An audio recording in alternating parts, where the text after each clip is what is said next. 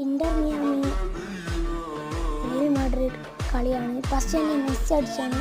Messi വലയിലേക്ക് കയറ്റി. പിന്നെ അടുത്തത് അടിച്ചത് റിയൽ മാഡ്രിഡ് ബെല്ലിംഗാമാണ്. ബെല്ലിംഗാം അടിച്ച് അതും പോസ്റ്റിലേക്ക് കയറ്റിയിട്ടുണ്ട്. പിന്നെ ഇന്റർ മിയാമി ഒരു താരം അടിച്ച് അതും പോസ്റ്റിലേക്ക് കയറ്റി. റിയൽ മാഡ്രിഡ് പിന്നെ ഈ അടി കണ്ട ആ സൈഡിക്കാൾ പോവാറില്ല. അല്ല ഏതാ കളിയാണ്. പിന്നെ റിയൽ മാഡ്രിഡ് അടിച്ചും അതും പോസ്റ്റിലേക്ക്. പിന്നെ ഇന്റർ വാട കിണ്ണം പോകും അതും പോസ്റ്റിലേക്ക് എത്തും.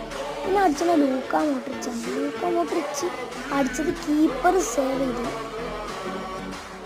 പിന്നെ ഇന്റർ അടിച്ച് 5-3-5 നമ്മൾ ജയിച്ചത്. പക്ഷെ ആ മെസ്സിനടുത്ത്